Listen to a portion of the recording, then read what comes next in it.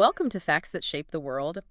Today we're going to dive into a really quite surprising aspect of World War II, hmm the role dogs played, especially, within Nazi Germany. Right. And when you think about that, the German Shepherd probably springs to mind immediately. Exactly. The Nazis and Hitler himself really seemed to favor. They absolutely did. Mm. Hitler had this, well, obsession almost with German Shepherds, saw them as some kind of canine ideal. Mm.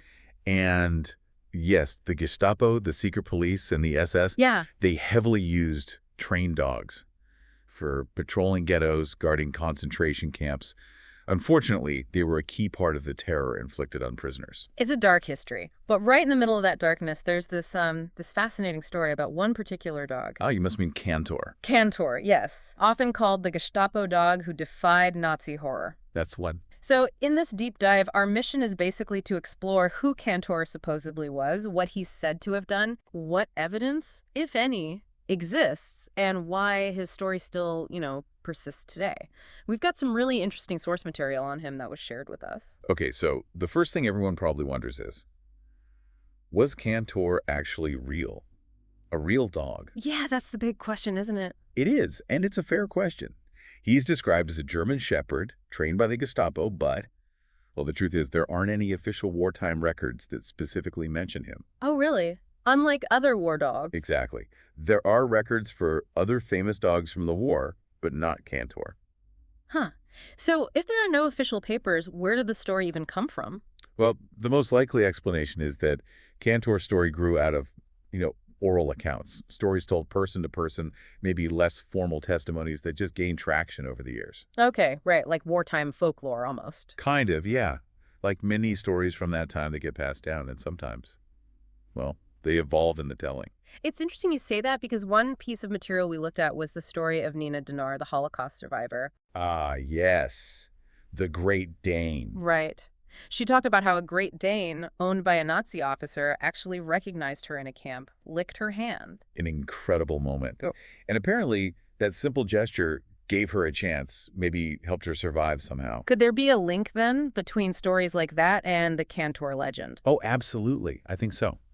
Accounts like Nina Dinar's, they show us that even with this horrific training, some dogs, Hmm. they seemed capable of seeing past the divisions, acting with compassion. Offering a lifeline, almost. Exactly. A chance. And Cantor's story, it really fits that mold, these unexpected hopeful moments. Hmm. So even if we don't have definitive proof, like a file-marked Kantor, his story resonates strongly with these real accounts of surprising connections between the Nazi-trained dogs and the people they were supposed to oppress. So it kind of elevates him, doesn't it, to the status of a historical legend, maybe based on a kernel of truth from various experiences. I think that's a good way to put it.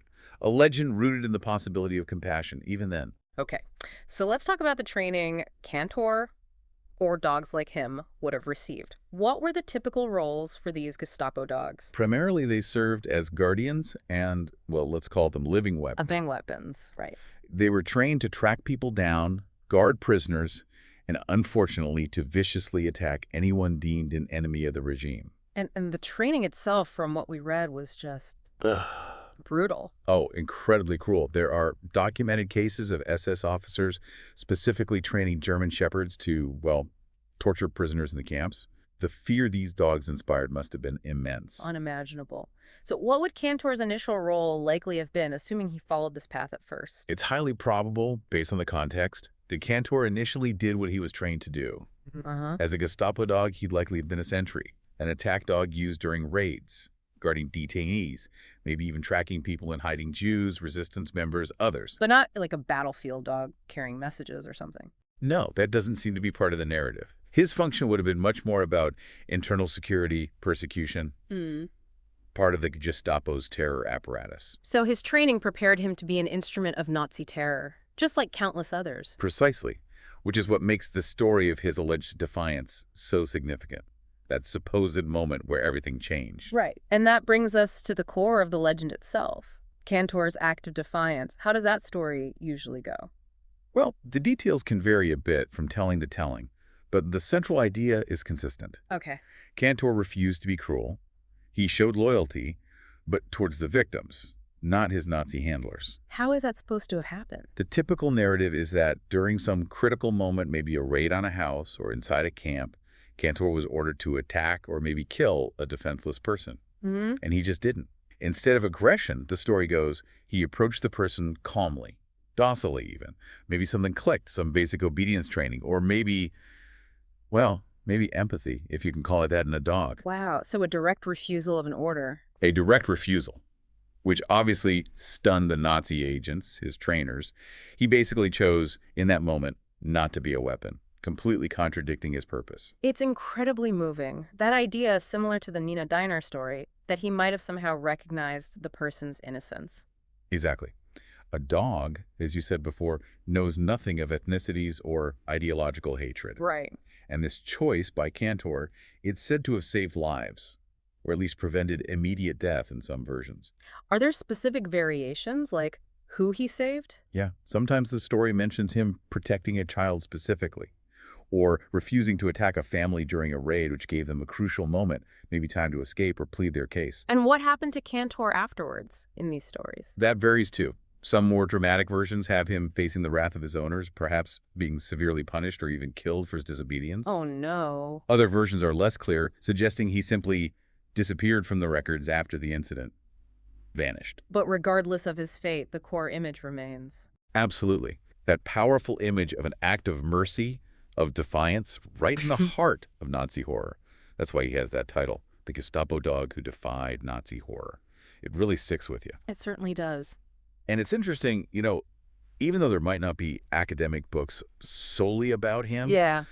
his story has seen a bit of a resurgence lately. Podcasts, web articles, online videos. I actually found a reference to a Spanish podcast from March 2025 called basically Kantor, the Gestapo dog who defied Nazi horror. So the story is definitely still circulating. It's alive. It seems so. It's being passed on. And it's also interesting how this whole idea, dogs defying their Nazi masters, pops up in fiction too. Ah, like The Jewish Dog, the novel and the film. Exactly like The Jewish Dog, or its film adaptation, Shepherd, the story of a Jewish dog. That tells the story of a German shepherd, Caleb, taken from his Jewish family, trained by the SS. Right, I remember reading about that. But then he encounters the young boy from his original family in a concentration camp and ultimately helps him survive, turning against the Nazis. So it's fictional, but it taps into that same archetype as Kantor, the animal caught in the horror who chooses loyalty to innocence. Precisely. And apparently the film drew inspiration from real testimonies of Holocaust survivors who felt some bond with certain guard dogs actually helped them endure. It sort of blurs that line again between documented reality and the power of the legend. Yeah, that line does seem blurry here. We should probably clarify, though, this isn't related to that Polish TV show, is it? 4 tank men and a dog. Oh, good point. Yeah. No, Sarek, the dog in that series, is completely different. That's a fictional story about a dog serving with the Polish army against the Nazis. Totally separate from the Kantor narrative. Okay, important distinction. So bringing it all together then. Kantor, whether a specific documented dog or a powerful legend, his story carries a really strong message, doesn't it? That even in the absolute darkest times, these unexpected acts of compassion can happen. Definitely. It's that image you mentioned, animal innocence, animal loyalty, standing against organized human cruelty. Especially when you consider the context, the Nazis deliberately using dogs as tools of terror, breeding, and training them for loyalty to this hateful ideology. Right. And Kantor's story, or the legend, directly challenges that. His supposed disobedience of inhumane orders, his choice to show loyalty to victims. It suggests that a dog's fundamental loyalty might actually transcend murderous ideologies. It's like he's showing that true loyalty can't be twisted that far. Perhaps. His story becomes this symbol of hope, of empathy, fighting back against the darkness of war. And it really leaves us with that question, doesn't it? Can a simple animal teach us something profound about humanity? The fact that Kantor's story endures, that it keeps being told, it kind of suggests the answer might be yes. Yeah, it really makes you think about other unexpected stories, other small acts of defiance or kindness in times of conflict. Absolutely. Maybe invites us to look a bit closer at the complex roles animals have played throughout human history and these questions of loyalty and morality. Definitely food for thought.